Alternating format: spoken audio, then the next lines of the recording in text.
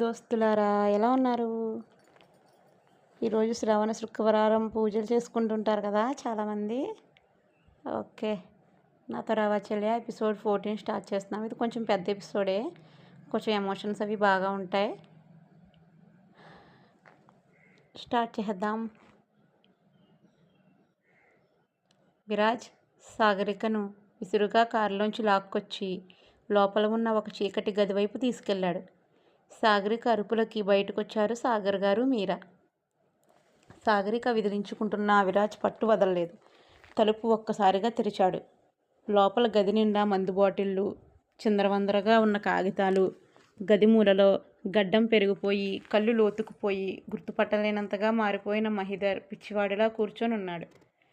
చూడు చిన్ని, వీణ్ణి చూడు, ఇదా నీకు కావాల్సింది అని విరాజ్ గర్జించాడు.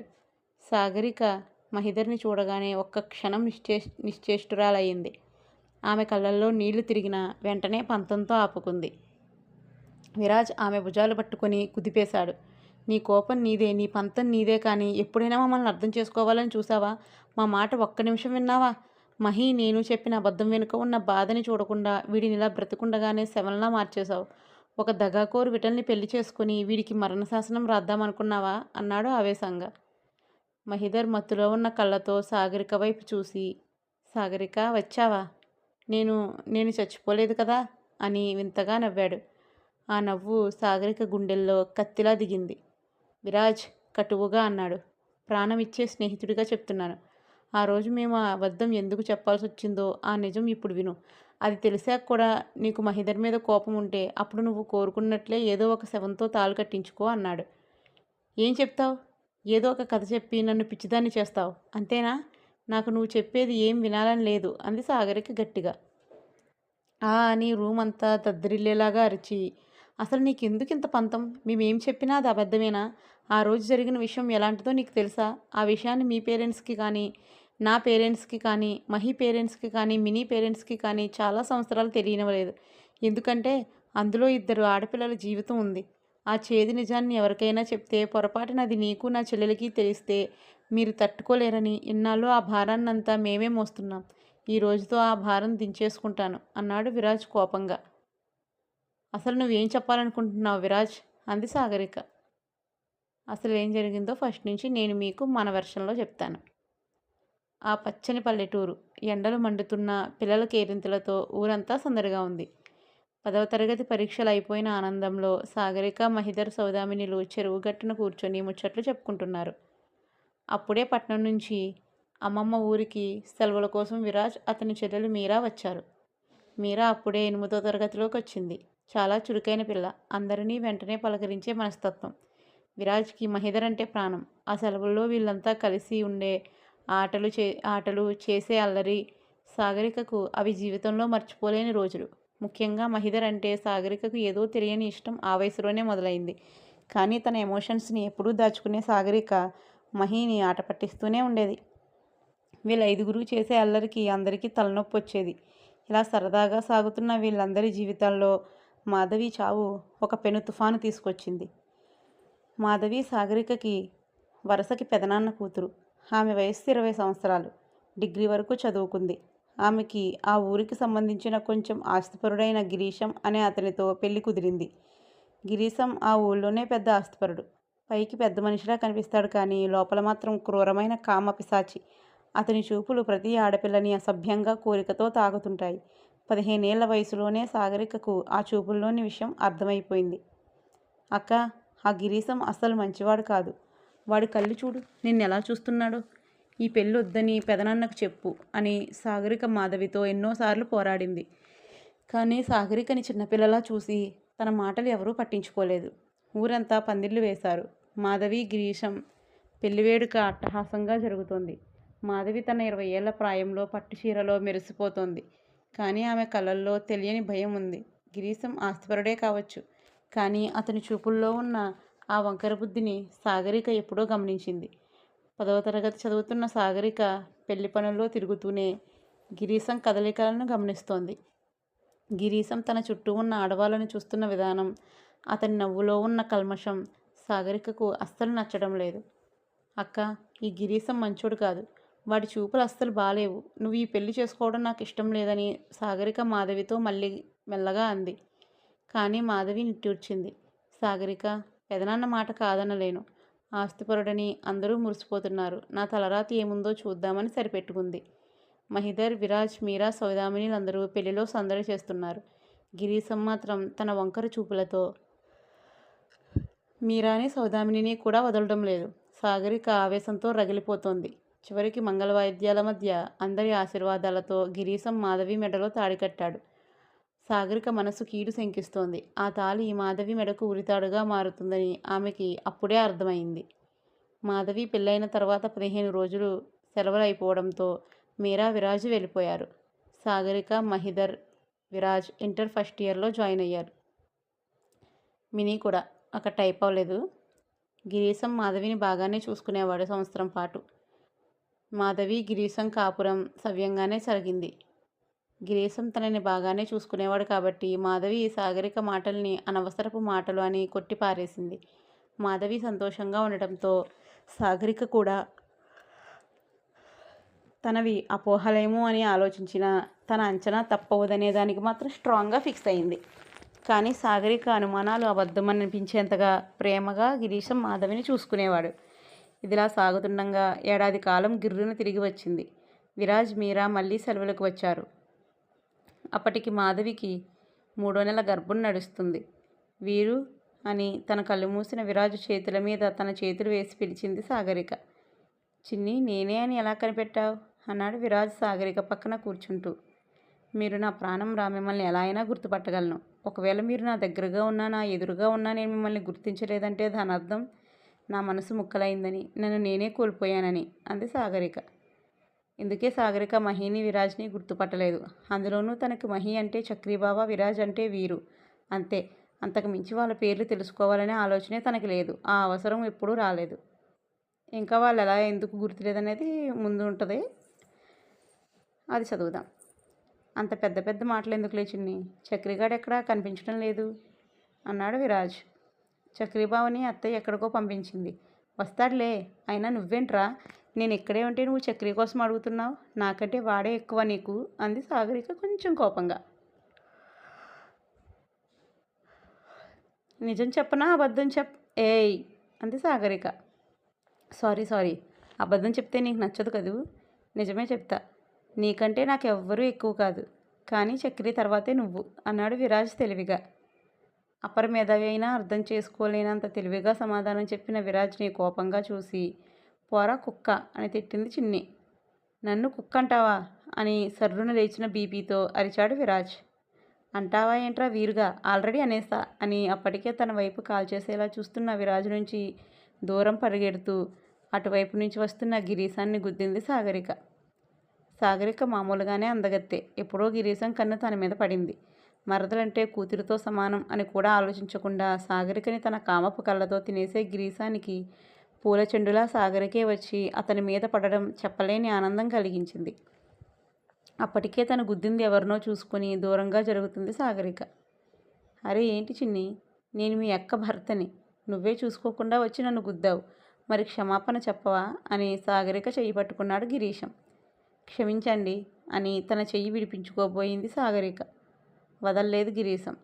అప్పటికే కోపంతో కళ్ళు చింతనిప్పుల్లా చేసుకున్న విరాజ్ గిరీశం చేతి మీద వాతలు తేలేలా పట్టుకొని చిన్ని చేతిని వదలండి అన్నాడు.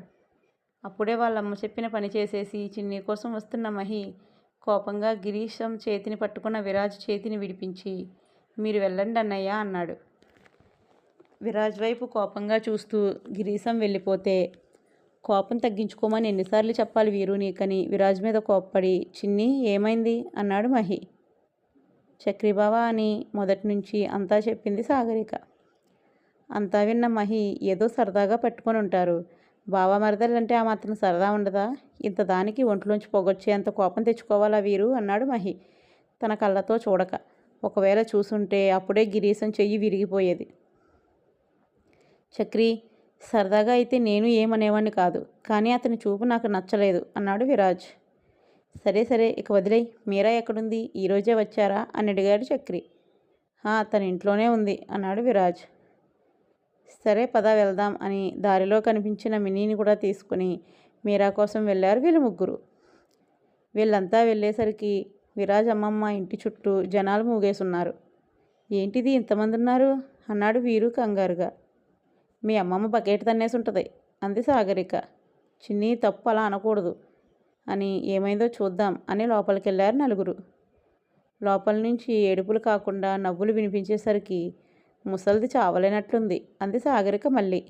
చిన్నీను ఉండవే అని తాటాకు చాప మీదున్న మీరాని చూసి విషయం అర్థం చేసుకుని వీరు చక్రి మీరిద్దరూ బయటే ఉండండి అని చిన్నీని తీసుకుని లోపలికి వెళ్ళింది సౌదామిని. లోపల మీరా పండంటి పాపలా తయారై కూర్చునుంటే ఊరి ఆడవాళ్ళంతా మంగళహారతులు పాడుతూ సందడి చేస్తున్నారు. సౌదామిని చిన్నీని తీసుకుని లోపలికి వెళ్ళగా బయట అరుగు మీద చక్రి వీరు బిక్కమొహం వేసుకొని కూర్చున్నారు. ఒరే వీరు, మన చెల్లెల ఫంక్షన్ అంటే మనకిక్కడ పనేముందిరా, మనం అలా బయటికి వెళ్ళొద్దాం, వెళ్ళి చిన్నీని పిలుచుకురా అన్నాడు చక్రి. చిన్ని అంటే నీకు స్పెషల్ ఇంట్రెస్ట్ మొదలైనట్టుంది, ఏంటి విషయం అన్నాడు విరాజ్ కళ్ళెగరేసి.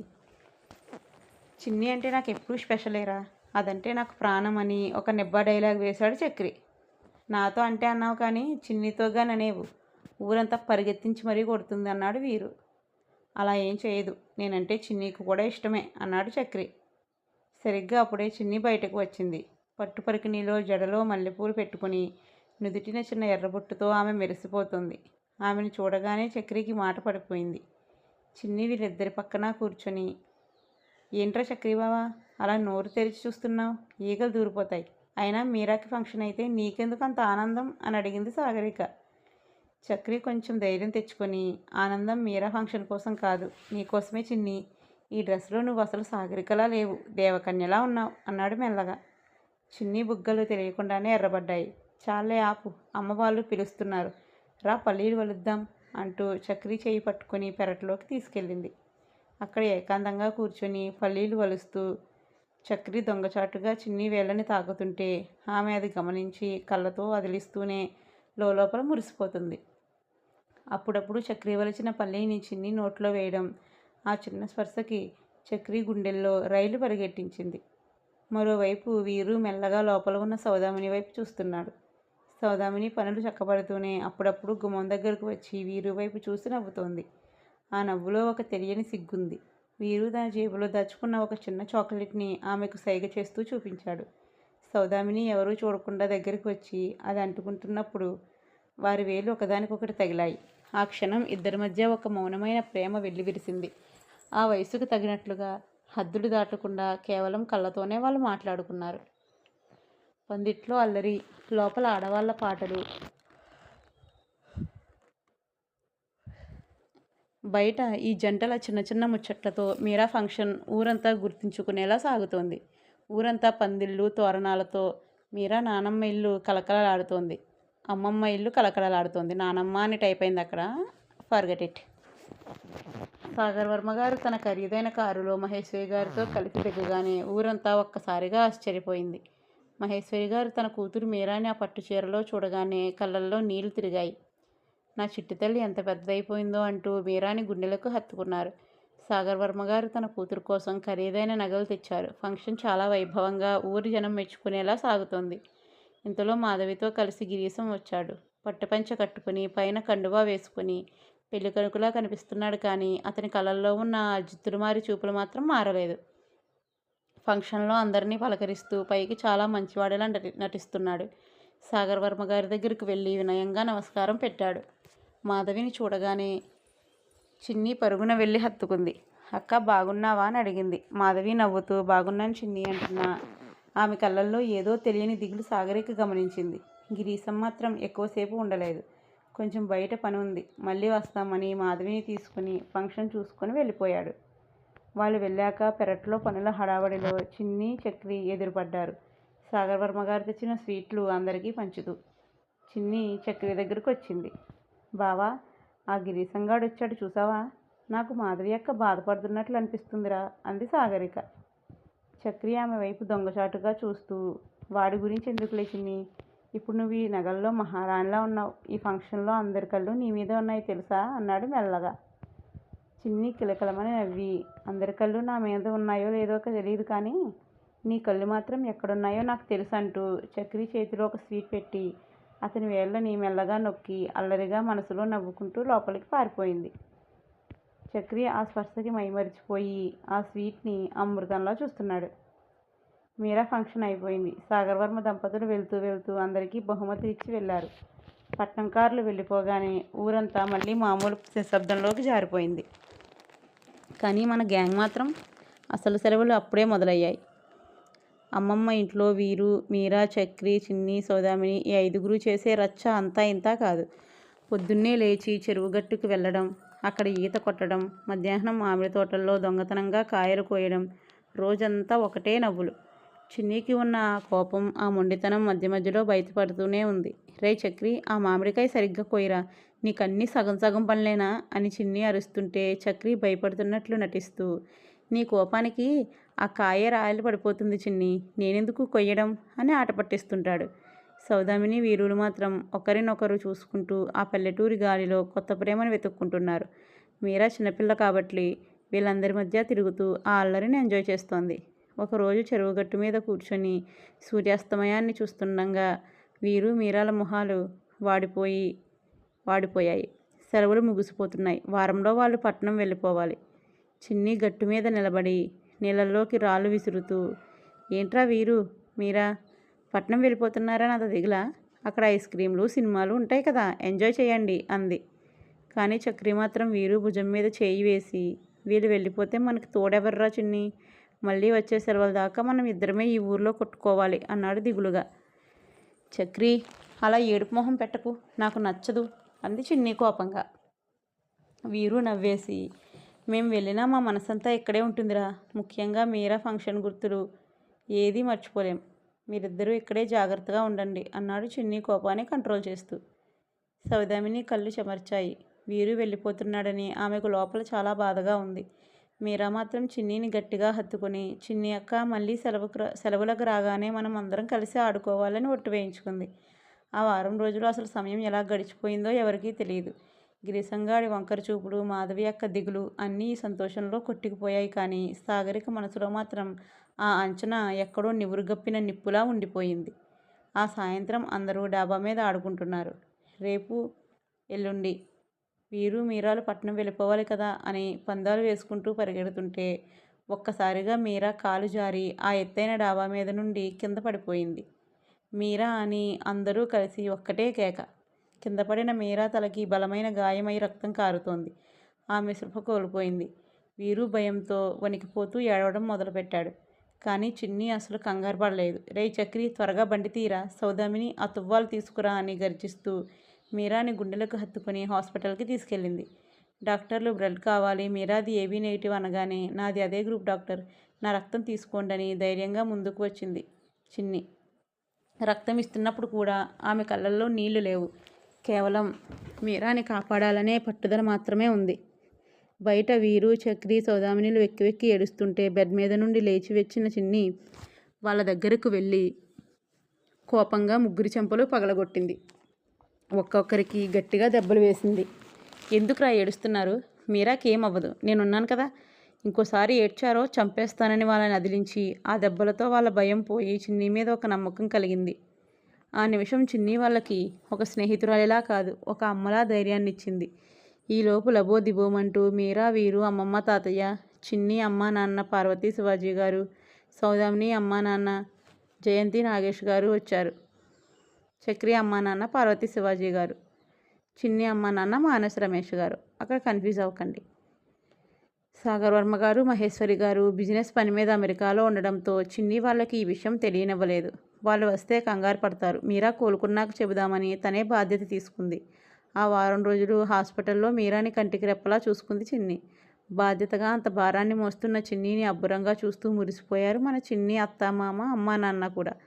అమ్మలా సేవ చేస్తూ నెల రోజుల్లో మీరాన్ని మామూలు మనిషిని చేసింది చిన్ని. అంటే వారం రోజులకి హాస్పిటల్లోంచి ఇంటికి వచ్చేసారనమాట. ఇంటి దగ్గర నెల రోజుల్లో మీరాని మామూలు మనిషి చేసింది చిన్ని. అప్పటి నుండి చిన్ని అంటే స్నేహంతో కూడిన భావం కాకుండా తన ప్రాణం అనుకునేంత మారిపోయింది వీరుకి. ఆమెని తనకి అమ్మలా చూసుకునేవాడు. మహేశ్వరి గారితో సమానంగా సాగరికని కూడా ప్రేమించేవాడు విరాజ్. ఇదిలా సాగుతుండగా మీరా పూర్తిగా కోలుకున్నాక ఫ్రెండ్స్ అందరూ కలిసి చిరంజీవి సినిమాకి ఫస్ట్ షోకి వెళ్ళారు. సరదాగా సినిమా చూసి వస్తున్న వీళ్ళకి మాధవి అరుపు వినిపించింది. మాధవి అరుపు వినబడగానే వీరు, అది మాధవి అక్క గొంతులా ఉంది కదా అంది సాగరిక. అప్పటికే అలర్ట్ అయిన మహి, చిన్ని నువ్వు మినీని మీరాని తీసుకొని ఇంటికి వెళ్ళిపో, నేనేం జరిగిందో చూస్తానన్నాడు. మహి, నేను వెళ్ళను, మినీ మీరాని తీసుకొని ఇంటికి వెళ్ళిపో, మా గురించి అడిగితే వచ్చేస్తున్నామని చెప్పు, రేయ్ మీరు పదండి అని మాధవి అరుపు వినిపించిన సైడ్ వెళ్ళిన సాగరికకి ఒక చీకటి పాకలో మాధవి గొంతు పిసుకుతున్న గిరీశం కనబడ్డాడు. ఆ దృశ్యాన్ని చూసిన సాగరిక కళ్ళు కోపంతో ఎర్రబడ్డాయి. రేయ్ ఏం చేస్తున్నావు, మా అక్కని వదులు అని గిరీశం చెయ్యి పట్టుకొని గట్టిగా గుంజింది సాగరిక. సాగరికను అక్కడ ఎక్స్పెక్ట్ చేయని గిరీశం షాక్ అయ్యాడు. అక్క అక్క ఏమైంది, ఎందుకు అతను అలా చేస్తున్నాడు, ఏం జరిగిందో చెప్పు అని మాధవి నోటికి కుండలో మంచినీళ్ళు అందించింది సాగరిక. ఈలోగా అక్కడికి వచ్చిన మహి, విరాజ్ ఆ దృశ్యాన్ని చూసి వదిన ఏమైంది అని గిరీశం వైపు తిరిగి, మీరేం చేస్తున్నారన్నయ్య, అసలు ఏంటి ఇదంతా అని అరిచాడు విరాజ్. ఈలోగా మాధవి కొంచెం తేరుకోవడంతో, విరాజ్ వాడినేమీ అడగకు, వాడు మనం అనుకున్నంత మంచోడేం కాదు, ఇప్పటి వరకు నా మీద ప్రేమ ఉన్నట్లు నటిస్తూ ఈ బజారుదాంతో సంబంధం పెట్టుకున్నాడు, ఇదేంటని నిలదీస్తే నన్ను చంపబోతున్నాడని పాకలో ఒక మూలన ఉన్న ఒక ఆమెను చూపించింది మాధవి. భయంతో కళ్ళు పెద్దవి చేసి చూస్తున్న ఆమె వైపు చూసి, తప్పు నువ్వు చేసి వదినని ఎందుకు చంపాలనుకుంటున్నావు, తను కడుపుతో ఉంది, తన కడుపులో ఉన్నది నీ బిడ్డ కదా, ఆ మాత్రం ప్రేమ లేదా అని నిలదీశాడు మహి. అది నా బిడ్డనేంట్రా రుజువు, ఇది నాతో పాటు ఇంకెంతమందితో కాపురం చేసిందో అని నీచంగా మాట్లాడి పచ్చకామెర్లు ఉన్నవాడికి లోకమంతా పచ్చగానే కనిపిస్తుందన్న సామెతని నిజం చేశాడు గిరీశం. అప్పటికే కోపంతో భగభగమంటున్న సాగరిక ఆ మాటతో గిరీశం గొంతు పట్టుకొని, ఇంకొకసారి మా అక్క గురించి తప్పుగా మాట్లాడావో నేనేం చేస్తానో నాకే తెలియదు, ఎవరి గురించి ఎవరి దగ్గర ఏం మాట్లాడుతున్నారా, నీ బుద్ధి నాకు తెలియదు అనుకుంటున్నావా, నువ్వెంత పెద్ద వెదవ్వో పెళ్ళప్పుడు నుంచి చూస్తూనే ఉన్నాను, నీ అంత వెదవని మా అక్కని పెళ్లి చేసుకోవద్దని ఎంతగానో చెప్పి చూశాను, కానీ ఎవరూ నా మాట వినలేదు, ఈరోజు నేను అనుకున్నది నిజమైంది, మొత్తానికి నువ్వు మా అక్క ప్రాణాలను తీయాలనుకుంటున్నావు, నిన్ను ఊరికినే వదిలిపెట్టను అని, చక్రి వీరు అక్కని తీసుకొని పదండి, వీడి సంగతి ఊరంతా చెప్దాం, ఊరంతా చెప్పి వీడిని ఏం చేయాలో చేద్దామని మాధవిని పైకి లేపుతున్న సాగరిక తల మీద గట్టిగా కొట్టాడు గిరీశం. ఆ దెబ్బకి తల నుంచి రక్తం కారుతూ కింద పడిపోయింది సాగరిక. చిన్ని అని అరుస్తూ విరాజ్, మహి సాగరిక దగ్గరికి పరిగెత్తారు. ఈలోపే ఎక్కువగా రక్తం పోతుంది. కోపంతో గిరీశం గొంతు పట్టుకొని, చిన్నినే కొడతావా అని రగిలిపోయాడు విరాజ్. దాన్నేంట్రా, నీతో పాటు వాళ్ళిద్దరినీ చంపుతాను అని అప్పుడే అక్కడికి వచ్చిన తన మనుషులతో చిన్నవాళ్ళైన మహి, విరాజులను బంధించాడు గిరీశం. అప్పటికే వీళ్ళు వెళ్ళి ఆలస్యం అవ్వడంతో భయంతో మీరా కూడా వాళ్ళ దగ్గరకు వెళ్ళింది. మినీ ఎంత చెప్తున్నా వినకుండా. వాళ్ళందరికీ ఏమవుతుందో అని భయంతో పరిగెత్తి ఇంటికి వెళ్తున్న సౌదామిని రాయిని తన్నుకొని ముందుకు పడిపోయింది. తనకి దెబ్బ తగలడంతో స్పృహ కోల్పోయి పొలాల్లోకి దొర్లుకుంటూ పోయింది సౌదామిని. దీంతో వాళ్ళందరూ ప్రమాదంలో ఉన్నారని చెప్పే నాదుడే లేకుండా పోయాడు. అన్నయ్య, చిన్ని అక్క ఏమైంది నీకు అని ఏడవడం మొదలెట్టింది మీరా. మీరాని అక్కడ చూసిన గిరీశం, ఓహో అందరూ కలిసే ఊరేగుతున్నారా అని మీరా చెయ్యి పట్టుకొని అప్పటికప్పుడు తన బుర్రలో తన చిక్కుల్లో పడకుండా ప్లాన్ గీసుకోవడం మొదలుపెట్టాడు గిరీశం. రేయ్ మర్యాదగా నా చెల్లెల్ని వదులు, లేకపోతే నిన్ను చంపేస్తానని అరవడం మొదలుపెట్టాడు విరాజ్. వదులుతాను, దీన్ని దాన్ని మీ అందరినీ వదులుతాను, కానీ మీరు నాకు చిన్న సహాయం చేయాలి అన్నాడు గిరీశం. ఏంటి అన్నారు ఒకేసారి మహి, విరాజ్. ఇక్కడ జరిగింది ఏది మీరు ఊర్లో చెప్పకూడదు, అలానే ఇంకొకటి కూడా చెప్పాలి అని కొంచెం గ్యాప్ ఇచ్చాడు గిరీశం. ఇంకొకటేంటి అన్నాడు మహి. ప్రస్తుతం నేను ఈ ఊర్లో చాలా మర్యాదగా బ్రతుకుతున్నాను, నాకంటూ ఎలాంటి చెడ్డ పేరు లేదు, నేను అందరి దృష్టిలో చాలా మంచివాడిని, అది ఎప్పుడూ అలానే నడవాలి, అలా నడవాలంటే ఇప్పుడు ఈ నా అక్రమ సంబంధం బయటపడకూడదు, దాని బదులుగా మాధవికే వేరే ఎవరితోనో అక్రమ సంబంధం ఉందని, అందుకే నేను తనని కొట్టానని అది మీరు చూశారని సాక్ష్యం చెప్పాలన్నాడు గిరీశం. చచ్చినా మేము చెప్పము అన్నాడు మహి. చెప్పకపోతే మీరు చావరు, ఏం చేస్తానో చూపించమంటారా అని మాధవిని జుట్టు పట్టుకొని పైకి లేపి తన తలని గోడకేసి కొట్టాడు గిరీశం. నుదురు చిట్లి రక్తం మొహమంతా కారుతుంటే ఏడుస్తూ కుప్పకూలిపోయింది మాధవి. నువ్వేం చేసినా సరే మేము అబద్ధం చెప్పము, ఊళ్ళో వాళ్ళందరికీ నీ నిజస్వరూపం ఏంటో తెలియజేస్తాం, అందరి మధ్యలో నిన్ను చెప్పుతో కొట్టిస్తానని కోపంతో అరుస్తాడు విరాజ్. గిరీశం వీరు దగ్గరికి వెళ్ళి అతని బుగ్గ మీద చేతితో తడుతూ, కుర్రతనం కదా, ఆవేశం ఇలాగే ఉంటుంది అని ఇది ఇక్కడితో అయిపోలేదురా, ఇంకా ఉంది అని సాగరిక దగ్గరికి వెళ్ళి తన ఒంటి మీద ఉన్న చున్నీని పక్కకి లాగి పడేశాడు గిరీశం. రేయ్ అని ఆ ప్రదేశం అంతా దద్దురిల్లేలా అరిచాడు మహి. ఓహో, ఏంట్రా అంత ఎక్కువగా రియాక్ట్ అయ్యావు? దీని మీద చాలా ప్రేమ ఉన్నట్టుంది అని సాగరిక భుజం దగ్గర డ్రెస్ని చింపేశాడు గిరీశం. విరాజ్ గట్టిగా కళ్ళు మూసుకుంటే మహి కోపంతో బుసలు కొడుతూ నీ చావు నా చేతిలోనే అని అరిచాడు. దానికి చాలా టైం ఉందని మీరా దగ్గరికి వెళ్ళి మీరా డ్రెస్ని వీపు దగ్గర నుంచి నడుము వరకు చింపేశాడు గిరీశం. అన్నయ్య కాపాడండి అని ఏడుస్తూ అరిచింది మీరా భయపడుతూ. ఇంకా లొంగని మహి విరాజులను చూసి సాగరిక డ్రెస్ని గుండెల దగ్గర నుంచి చింపేశాడు గిరీశం. విరాజ్ మూసిన కళ్ళు తెరవకుంటే మహి కంట్లోంచి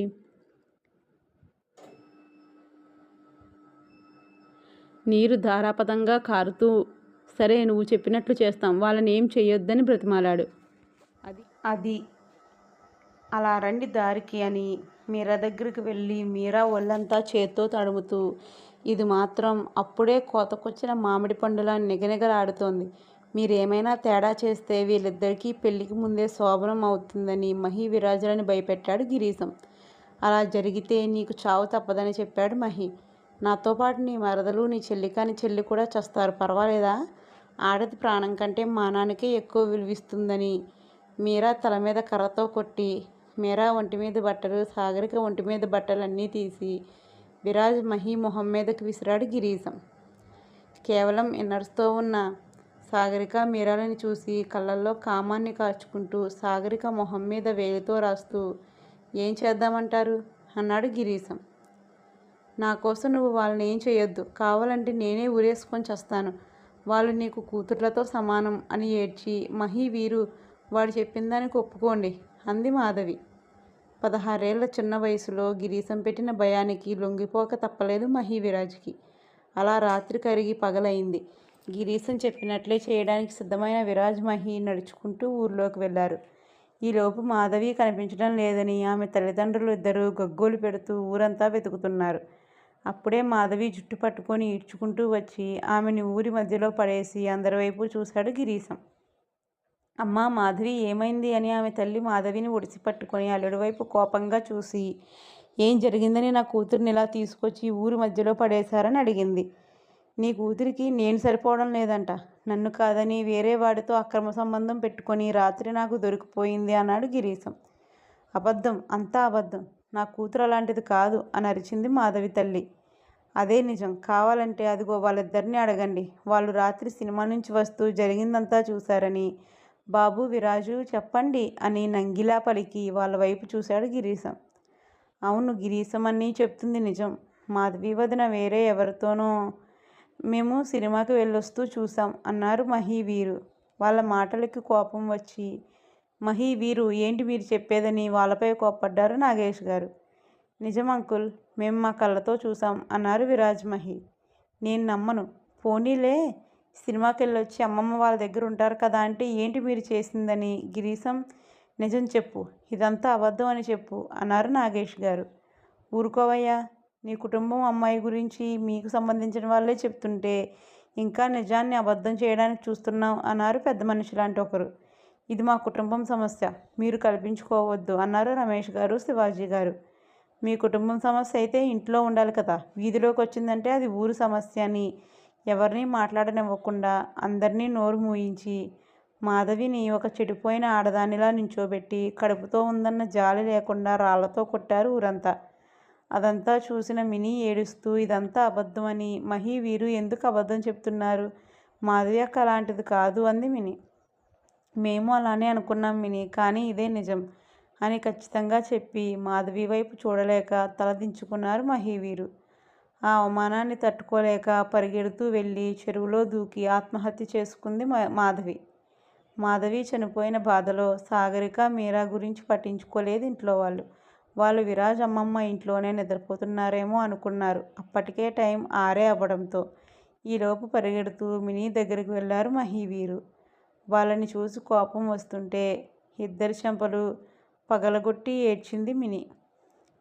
మినీ ఒకసారి మేము చెప్పేది వినని జరిగిందంతా మినీకి చెప్పారు మహి వీరు. ఇద్దరినీ కలిపి హత్తుకుని ఏడుస్తూ వాళ్ళతో పాటు ఆ పాత పాక దగ్గరికి వెళ్ళి బట్టలు లేకుండా ఉన్న సాగరిక మీరాలని చూసి గుండెలు అవిసేలా ఏడ్చి వాళ్ళకి తను తీసుకొచ్చిన బట్టలు తొడిగి మహి వీరు సాయంతో వాళ్ళని హాస్పిటల్లో జాయిన్ చేసింది మినీ. ప్రెజెంట్ అంటే వాళ్ళు నన్ను మీరాని అంది సాగరిక. లేదు చిన్ని, అలాంటిదేం జరగలేదు, జరుగుతుందని భయపడ్డాం అన్నాడు విరాజ్ కంగారుగా. అంటే ఇప్పుడు విరాజ్ చెప్తున్నాడు కదా, ఒకసారి మనం అక్కడికి వెళ్దామన్నమాట. నిజం చెప్తున్నావా, ఇది కూడా అబద్ధమేనా అంది సాగరిక కోపంగా. అంటే అది మర్యాదగా నిజం చెప్పు వీరు అని విరాజ్ కాలర్ పట్టుకుంది సాగరిక. మళ్ళీ పాస్ట్లోకి వెళ్ళిపోయాం. సాగరికని మీరాని హాస్పిటల్లో చేర్పించి తన మెడలో చైన్ అమ్మి డబ్బు తీసుకురమ్మని మహిని పంపించింది మినీ. ఆ చైన్ తీసుకొని వెళ్ళాడు మహి. మినీ కోసం వాటర్ తీసుకొస్తానని వెళ్ళిన విరాజ్ తిరిగి వచ్చేసరికి కింద కూలబడి పిచ్చిదానిలా ఏడుస్తుంది మినీ.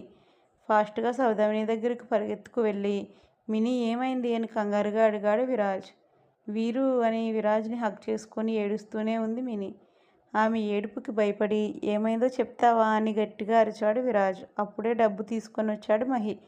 వీరు వాళ్ళు మన మీరాని అని ఇంక చెప్పలేక అలా ఏడుస్తూనే స్పృహ తప్పి పడిపోయింది సౌదామిని. తన ప్రపంచం స్తంభించిపోయింది విరాజ్కి. పాముకి పాలు పోసినా విషమే కక్కుతుందని నిరూపించాడు గిరీశం. మాట మీద నిలబడకుండా చెల్లెలి మానం తీసిన వాడి మీద విపరీతమైన కోపంతో రగిలిపోతూ గిరీశాన్ని చంపడానికి బయలుదేరాడు విరాజ్. వీరు ఆగు, నేను చెప్పేది విను అని విరాజ్ని ఆపడానికి చూశాడు మహి. మహిని విదిరించి కొట్టి గిరీశం ఇంటివైపు దూసుకెళ్లాడు విరాజ్. డాక్టర్ని 100 రకాలుగా బ్రతిమాలి మీరా మీద జరిగిన అత్యాచారం బయటకు రాకుండా చేసి విరాజ్ కోసం వెళ్ళాడు మహి. గిరీశం ఇంటికి వెళ్ళిన విరాజ్ అడ్డొచ్చిన అతని మనుషుల్ని కొడుతూ కొట్టించుకుంటూ చివరికి గిరీశం ముందుకు వెళ్ళి, యూ బాస్టర్డ్, నిన్నేం చేస్తానో చూడు, నువ్వు చేసినవన్నీ బయటపెట్టి నిన్ను జైలుకి పంపిస్తానని గిరీశం కాలర్ పట్టుకున్నాడు. ఏం చెప్తావు? నీ చెల్లెలు బట్టలు ఎలా చింపానో చెప్తావా? ఆ చిన్ని ఒళ్ళు ఎలా తడిమానో చెప్తావా అన్నాడు గిరీశం. అవన్నీ తలుచుకొని మోకాళ్ళ మీద కూలబడి ఏడుస్తూ, నీకు అసలు విలువలనేవి తెలుసా? నేను నిన్ను అన్నయ్య అని పిలుస్తున్నప్పుడు నా చెల్లెలు నీకు కూడా చెల్లేగా. అలాంటి నా చెల్లిని 13 ఏళ్ల చిన్న పిల్లని అలా ఎలా అని ఇక మాట్లాడలేకపోయాడు విరాజ్. విరాజ్ మాటలకి, రేయ్ నేనేం చెప్పాను, మీరేం చేశారు? నేను ఆ చిన్నీని పాడు చేయమని చెప్పాను, కానీ ఆ చిన్నపిల్లని కాదు అన్నాడు గిరీశం కోపంగా. అంటే అయ్యా, ఆ చిన్నమ్మాయి ఏం చేసినా స్పృహలోకి రాలేదు. ఆ చిన్నపిల్ల గట్టిది, 2 చెంబులు నీళ్లు మొహాన కొడితే కొద్దిగా స్పృహలోకి వచ్చింది. అందుకని ఆ పిల్లతోనే మజా చేసుకున్నాం. కదలని బొమ్మతో ఎలా అయ్యా ఆడుకునేది అన్నారు గిరీశం మనుషుల్లో ఒకడు. ఆ మాట్లాడిన వాడి దగ్గరికి వెళ్ళి వాడిని పిచ్చి కుక్కను కొట్టినట్టు కొట్టి పక్కనే ఉన్న సన్నికల్లు రాయి వాడి మొహాన కొట్టబోయాడు విరాజ్. విరాజ్ చేతుల్ని వెనక్కి విరిచి, చూడు, అక్కడ నేను చెప్పింది వేరు, జరిగింది వేరు. మీ నోటి నుంచి నిజం ఎప్పటికీ బయటికి రాకూడదని నేను అలా చేయమని చెప్పాను. ఇప్పుడు కానీ ఈ విషయం బయటికి చెప్పావో, చిన్నపిల్లాడివి కదా, ఆడపిల్లలు ప్రాణం కంటే శీలానికే విలువిస్తారని నీకు తెలియదు కాబోలు. కానీ నాకు తెలుసు. నువ్వు ఈ నిజం చెప్పిన వెంటనే ముందు మీ ముసలాళ్ళిద్దరూ చస్తారు. నీ చెల్లెలు ఏ చెట్టుకో ఉరేసుకుంటుంది. నీ అమ్మా నాన్నలు కూతురి మీద బెంగతో మంచం పట్టి చేస్తారని విరాజ్ని అన్ని వైపుల నుంచి లాక్ చేశాడు గిరీశం. అప్పటికే వచ్చి గిరీశం మాటలు విన్న మహి, వాళ్ళకి ఎలా ధైర్యం చెప్పాలో మాకు తెలుసు, ఇలాంటి పిచ్చి కథలు చెప్పి మమ్మల్ని ఏమార్చలేవన్నాడు గిరీశం గొంతు వెనక నుంచి గట్టిగా నొక్కి. మహిని గిరీశం మనుషులు పక్కకి లాగి స్తంభానికి కట్టేశారు. నిన్నెప్పటికైనా జైలు ఊసలు లెక్క పెట్టేలా చేస్తానన్నాడు మహి ఆవేశంగా. అప్పుడు చూద్దాం లేరా, నీకు ఆవేశం ఎక్కువ, ఆలోచన తక్కువ. అక్కడ చూడు నీ ఫ్రెండ్ ఎంతలా ఆలోచిస్తున్నాడో. కుర్రాడంటే అలా ఉండాలని విరాజ్ని పొగిడాడు గిరీశం. నీ పొగడ్తలు నాకు అవసరం లేదు, ఇప్పుడు నేనేం చేయాలో చెప్పు అన్నాడు విరాజ్. అది సరిగ్గా విషయం దగ్గరికి వచ్చావు. మ్యాటర్ ఏంటంటే అబ్బాయి, మీరెవ్వరూ నా గురించి బయట చెప్పకూడదు. ఒకవేళ చెప్తే ఎందుకైనా మంచిదని బట్టలు లేనప్పుడు నీ చెల్లికి ఆ చిన్నీకి ఫోటోలు తీయించా. వాటిని ఊరంతా సినిమా పోస్టర్లలాగా అతికించేస్తా. నా నోటితో నేనే నీ చెల్లెల మీద జరిగిన అత్యాచారాన్ని ప్రసారం చేస్తా. అందుకని మీరు ఎన్నాళ్ళైతే నోరు మూసుకొని ఉంటారో అప్పటి వరకు అంతా బాగానే సాగుతుంది. మరేం చేద్దామంటావో చెప్పు అన్నాడు గిరీశం. వీరు ఒప్పుకోకు అన్నాడు మహి గట్టిగా అరుస్తూ. మహి కొంచెం సైలెంట్గా ఉంటావా? ఇప్పుడు చనిపోయిన మాధవి అక్క పరువు కంటే బ్రతుకున్న చిన్ని మీరాలే నాకు ముఖ్యం. వాళ్ళకి ఏమైనా అయితే నేను తట్టుకోలేనని నువ్వు చెప్పిందానికి ఒప్పుకుంటున్నాను. ఎట్టి పరిస్థితుల్లోనూ చిన్ని గురించి నా చెల్లి గురించి బయటకు రాకూడదు. ఇంకా ఈ కుట్రలో ఉన్న నీ మనుషులందరినీ వేరే ఊరు పంపేయి. లేకపోతే వాళ్ళని చూసిన ప్రతిసారి నాకు చంపేయాలనిపిస్తుందని, ఎప్పటికైనా నిన్ను చంపేది మాత్రం నేనే అని మహిని తీసుకుని వెళ్ళిపోయాడు విరాజ్. వీళ్ళిద్దరినీ చూస్తుంటే ముచ్చటేస్తుందిరా. వాడు చెప్పినట్లు మీరంతా ఊరొదిలేసిపోండి. వాడు కోపంలో మీ మీద తిరగబడితే మన గుట్టు రట్టవుతుందన్నాడు గిరీశం. ఆ పిల్ల కుంకకి మేము భయపడడం ఏంటన్నా అన్నాడు ఒకడు. వాడిప్పుడు పిల్ల కుంకే. ఇంకో 4-5 ఏళ్ళు పోతే మిమ్మల్ని మింగేసే తిమింగలం అవుతాడని అక్కడి నుండి వెళ్ళిపోయాడు గిరీశం. రిస్క్ ఎందుకురా, అన్న చెప్పినట్టు మనం కొన్ని రోజులు ఈ ఊరొదిలిపోదామన్నాడు వాళ్ళలో ఒకడు. సరే, కొత్తగా పెళ్ళైనోళ్ళు అదేదో ఊరు పోతారట కదా, అక్కడ చల్లగా ఉంటుందంట. టూటీయేనా ఆ ఊరి పేరు? అక్కడికి పోదాం అన్నాడు ఇంకోడు. ఒరే, అది టూటీ కాదురా, ఫ్రూటీ అన్నాడు ఇంకొకడు. ఓ అట్టాగా, అయితే ఆ ఊరే పోదాం అని అన్నకు శబ్దం పదండి అన్నాడు. విషయం విన్న గిరీశం, అది టూటీయో ఫ్రూటీయో కాదురా, ఊటీ, చదువులేని మొద్దుల్లారా, ఆడకే పోండని వాళ్ళని పంపేశాడు గిరీశం. లగేజీలు సర్దుకొని ఊరొదిలేసిపోయారు వాళ్ళంతా. హాస్పిటల్కి వచ్చిన వీరు మహిళని చూసి ఏడుస్తూ హత్తుకుంది మిని. ఆమెను ఓదార్చి విషయం అంతా వివరంగా చెప్పి ఎవరికీ తెలియనివ్వద్దని ఒట్టు వేయించుకున్నాడు విరాజ్. చిన్ని స్పృహలోకి వచ్చాక అడిగితే ఏం చెప్పాలరా అని భయంగా అడిగింది మిని. అప్పటి వరకు చిన్ని గురించి ఆలోచించని మహి, విరాజ్లు చిన్నికి ఏం చెప్పాలో అని కంగారు పడడం మొదలెట్టారు. ఈలోగా మీరు తీసుకొచ్చిన అమ్మాయిల్లో ఒక అమ్మాయి కనబడడం లేదని చెప్పింది నర్సు వచ్చి. ఖచ్చితంగా కనిపించినది చిన్నీయే అని ఫిక్స్ అయిపోయారు మనోళ్ళు. మిని, నువ్వు మీరాని చూసుకోరా, చిన్ని ఖచ్చితంగా మన ఊరే వెళ్ళుంటుందని విరాజ్తో బయలుదేరాడు మహి. తలకి కట్టుతో కనిపించిన ఆటో ఎక్కి ఊరికి వెళ్ళిన చిన్నీని చూసి, అయ్యో చిన్ని, ఏంటమ్మా ఇది, తలకి దెబ్బేంటమ్మా అని కంగారుగా అడిగాడు విరాజ్ తాతగారి దగ్గర పనిచేసే పాలేరు. ఏం లేదు బాబాయ్, ముందు ఆటో అతనికి డబ్బులు ఇచ్చి పంపేయంది చిన్ని. అట్టాగే అమ్మ అని ఆటోవాన్ని పంపించేసి చిన్నిని జాగ్రత్తగా ఇంటికి తీసుకెళ్ళాడు పాలేరు. బాబాయ్, ఆ గిరీశంగాడిని పోలీసులు తీసుకుపోయారా? నన్ను ఒకసారి మాధవి అక్క దగ్గరికి తీసుకెళ్ళు. పెదనాన్న ఇంటి దగ్గరే కదా ఉంది అక్క అంది చిన్ని. చిన్నమ్మ, ఏంటి నువ్వు మాట్లాడేది? గిరీశం బాబుని పోలీసులు తీసుకుపోవడం ఏంటి అని అడిగాడు పాలేరు బాబాయ్. అదేంటి బాబాయ్, ఏం తెలియనట్టు అడుగుతున్నావు? ఆ గిరీశంగాడు అక్కని చంపబోయాడు, అడ్డుపడ్డ నన్ను తల మీద కొట్టాడు. ఇవన్నీ మీకు తెలియదా? వీరు చక్రిబావ చెప్పలేదా అని అడిగింది చిన్ని. అదేంటమ్మా నువ్వు ఇట్ట చెప్తున్నావు? నిన్న మీ బావ విరాజుబాబు మాధవి పాపే ఎవరితోనో సంబంధం పెట్టుకుని గిరీశానికి దొరికేసిందని, అదంతా వాళ్ళు కళ్ళతో చూసామని చెప్పారు. ఆ అవమానం తట్టుకోలేక మాధవి పాప చెరువులోకి దూకి ఆత్మహత్య చేసుకుంది. ఇంకా ఆ అమ్మ శవం మీ పెదబాబు ఇంటి దగ్గరే ఉంది. మీ పెద్దమ్మ చెల్లి ఎవరో బెంగళూరు నుంచి రావాలని ఉంచారని చెప్పాడు పాలేరు బాబాయ్. సాగరిక అడుగులు ఒక్కసారిగా ఆగిపోయాయి. కళ్ళు కోపంతో బగబగలాడాయి. నువ్వు చెప్పేది నిజమా? వీరు చక్రి నిజంగా అలానే చెప్పారా అని అడిగింది సాగరిక. అవునమ్మా, నా బిడ్డ మీద ఒట్టేసి చెప్తున్నా, వాళ్ళు ఇలాగే చెప్పారు. ఊరంతా ఇదే నమ్మారు. ఊరి జనం మాధవి పాపని రాళ్లతో కొట్టారని చెప్పాడు బాబాయ్.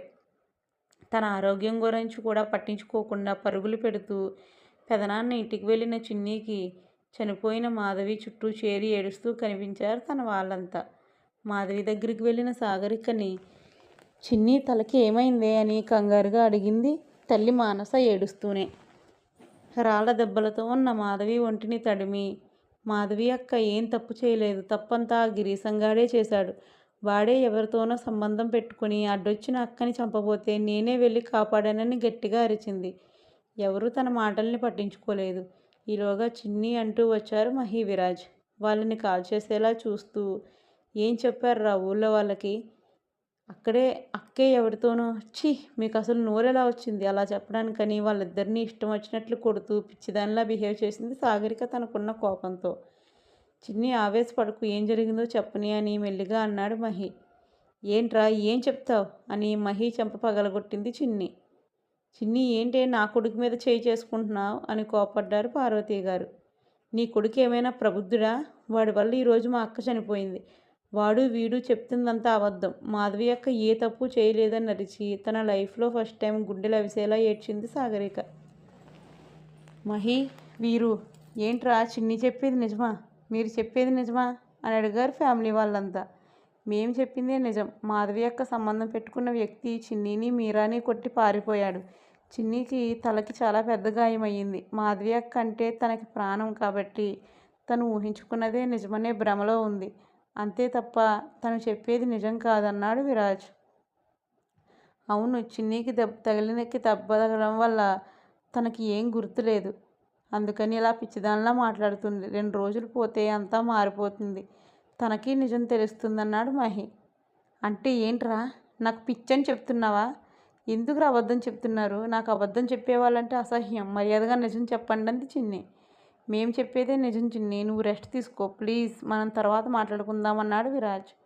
వద్దు అని ఆ ప్రదేశం అంతా దద్దరిల్లేలా అరిచి, మీరు నాకేం చెప్పొద్దు, మీరు మనుషులు కాదు పశువులు, అన్యాయంగా నా అక్కని చంపేశారని మహి విరాజులని కొట్టి స్పృహ తప్పి పడిపోయింది చిన్ని. 15 రోజుల తర్వాత అని పిచ్చిదానిలా అరుస్తూ, మిమ్మల్ని ఎవర్రా నా దగ్గరికి రమ్మంది, మర్యాదగా ఇక్కడి నుంచి పోండి అని ఇంట్లో వస్తువులన్నీ మహి వీరు మీదకి విసిరేస్తుంది చిన్ని. చిన్నికి నిజం చెప్పేద్దాంరా, అది మనల్ని అసహ్యించుకుంటుంటే చూడలేకపోతున్నానని ఏడ్చాడు మహి. వద్దు మహి, డాక్టర్ ఏం చెప్పారో మర్చిపోయావా అన్నాడు విరాజ్. ఒక 15 రోజులు వెనక్కి వెళ్తే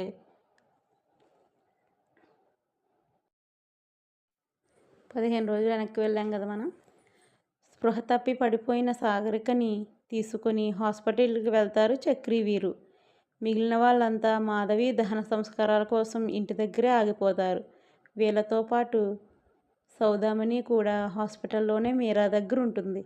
స్పృహ తప్పి పడిపోయిన చిన్నీకి ఎక్కువ రక్తం పోవడంతో చిన్న ఆపరేషన్ చేస్తారు డాక్టర్లు. ఆ తర్వాత 2 రోజులకి మెల్లగా స్పృహలోకి వస్తుంది చిన్ని. స్పృహలోకి వచ్చిన సాగరికని చెక్ చేసి మహి విరాజ్ దగ్గరికి వెళ్తారు డాక్టర్. ఈ అమ్మాయి తలకి బలమైన గాయమైంది, ఆపరేషన్ చేశాం. అక్కడ తగిలిన దెబ్బకి ఆమె బ్రెయిన్లో కొన్ని సెల్స్ కొద్దిగా డ్యామేజ్ అయ్యాయి. ఆమె ఏ ఎమోషన్ని ఎక్కువగా క్యారీ చేయలేదు. ఆమెకి ఎలాంటి షాకింగ్ న్యూస్లు తెలియకుండా జాగ్రత్త పడాలి. మీ చెల్లెలి మీద జరిగిన దారుణాన్ని అయితే ఆమెకు అస్సలు తెలియనివ్వకండి. తన బ్రెయిన్ చాలా వీక్గా ఉంది. తన గతం మర్చిపోయే అవకాశం ఉంది. అది పూర్తిగా అవ్వచ్చు లేదా సగమైనా అవ్వచ్చు. అది మనం చెప్పలేము. మీరు మీ ఫ్యామిలీ అంతా ఆమెకి ఎప్పుడూ దగ్గరగానే ఉండండి, లేదంటే ఆమె మిమ్మల్ని కూడా మర్చిపోవచ్చు. ఏది ఏమైనా ఆమెకి 1 నెల రోజుల వరకు ఎక్కువ స్ట్రెస్ ఇచ్చే విషయాలు మాత్రం చెప్పొద్దు, అది ఆమె ప్రాణానికే ప్రమాదం అని చెప్పి వెళ్ళిపోయాడు డాక్టర్. ప్రజెంట్ డాక్టర్ అలానే చెప్తారా, ఆల్రెడీ 15 రోజులు అయిపోయింది. ఇప్పటికైనా మనం నిజం చెప్పకపోతే చిన్ని మనల్ని ఎప్పటికీ క్షమించదన్నాడు మహి. లేదు మహి, చిన్నీకి నిజం చెప్పకపోవడమే మంచిది. ఎందుకంటే నిజం చెప్పినా సరే తను తన గురించి మీరా గురించి ఆలోచించదు. మాధవి అక్కకి జరిగిన అన్యాయం గురించి ఆలోచిస్తుంది. తను ఏమైపోయినా పర్వాలేదనుకొని ఆ గిరీశంగాడిని జైలు పాలు చేయడానికి చూస్తుంది. మొత్తం విషయం అంతా బయట పెడుతుంది. అంటే నా చెల్లెలు గురించి బయటకు వస్తుందని కాదు, తన గురించి కూడా బయటకు వస్తుంది. వాడు చెప్పాడు కదా ఫోటోలు తీసి ఊరంతా అంటిస్తానని. అదే గనక జరిగితే చిన్ని మీరా ప్రాణాలతో మిగలరు. పోయిన మాధవి అక్క పరువు కంటే బ్రతుకున్న మీరా సాగరికలే మనకు ముఖ్యం. కాబట్టి ఆ నిజాన్ని మనలోనే సమాధి చేసుకుందాం అని మహి దగ్గర మాట తీసుకుని నిజాన్ని చెప్పనివ్వలేదు విరాజ్. అందుకనే నా వల్లే నీకు పరిస్థితి అని చెప్తాడు ప్రీవియస్ పార్ట్లో మన విరాజ్. మరి సాగరికకి ఏం చెప్దాంరా అన్నాడు మహి. తన తలకి దెబ్బ తగలడం వల్ల తను జరిగిందంతా మర్చిపోయిందని, మనం చెప్పిందే నిజమని తనని నమ్మిద్దామన్నాడు విరాజ్. ఖచ్చితంగా నమ్మదురా, ఎందుకంటే తను ఎప్పుడూ వేరే ఒకరి మాటల్ని నమ్మదు. తన మీద తనకే నమ్మకం ఎక్కువ. తను చూసింది తను విన్నది మాత్రమే నిజమని నమ్మే మొండిది మన చిన్ని. ఎలారా తనని మనం మోసం చేయగలం అన్నాడు మహి. ఏదో ఒకటి చేద్దాంరా పదా అని మళ్ళీ చిన్ని దగ్గరికి వెళ్ళారు మహి విరాజులు. వాళ్ళిద్దరినీ చూసి ఇంకా పిచ్చి పట్టినట్టు అరుస్తూ, మర్యాదగా ఇక్కడి నుంచి పోతారా పోరా, లేకపోతే మీ ఇద్దరినీ చంపేస్తానని అరుస్తూ ఇంట్లో వస్తువులన్నీ అటు ఇటు విసిరేస్తూ చేతికి అందిన చాకుని తీసుకుని మణికట్టు దగ్గర పెట్టుకుంది సాగరిక. చిన్ని ఏం చేస్తున్నావు? వద్దు చిన్ని, మేము వెళ్ళిపోతాం, నువ్వు అంత పని మాత్రం చేయకని ఏడ్చాడు మహి. ఇప్పుడు వెళ్ళిపోవడం కాదురా, మీరిద్దరూ నేను ప్రాణాలతో ఉన్నన్ని రోజులు నాకు కనిపించకూడదు. మీరు కనిపించారో నా ప్రాణాలని నేనే తీసుకుంటానని చాకుతో తన చేతిని 4-5 సార్లు లోతుగా కోసేసుకుంది సాగరిక. చిన్నవాళ్ళైన మహి, విరాజ్ ఆ రక్తాన్ని చూసి హడలిపోయారు. ఆ రోజు నుంచి చిన్ని ఎదురుగా వెళ్ళాలంటేనే భయపడేవారు. తను ఎప్పుడు ఏ అఘాయిత్యం చేసుకుంటుందో అని ఎప్పుడూ చిన్నితో మాట్లాడడానికి ప్రయత్నించలేదు. సౌదామిని ఆ టాపిక్ తీస్తే తనని కూడా చంపేస్తానని, వాళ్ళ గురించి నా దగ్గర మాట్లాడితే మన స్నేహం ఇక సాగదని వాళ్ళ స్నేహం మీద ప్రమాణం చేయించుకుని సౌదామిని నోరు మూయించింది సాగరిక. ఆ గాయాలు మానేసరికి నెల రోజులు పడితే హాస్పిటల్లో ఉన్నన్ని రోజులు కూడా ఎవరితోనూ మాట్లాడకుండా ఏమీ ఆలోచించకుండా ముందు కంటే మొండిగా మారిపోయింది చిన్ని. అలా 10 సంవత్సరాలు ఎలా గడిచిపోయాయో ఎవరికీ తెలియలేదు. ఆ 10 సంవత్సరాలలో మీరా మీద అత్యాచారం చేసిన వాళ్ళందరూ ఊటీలో బస్సు తిరగబడి చనిపోయారు. గిరీశం కల్తీసారా అమ్ముతూ దొరికిపోయి 7 సంవత్సరాల కఠిన కారాగార శిక్ష అనుభవించాడు.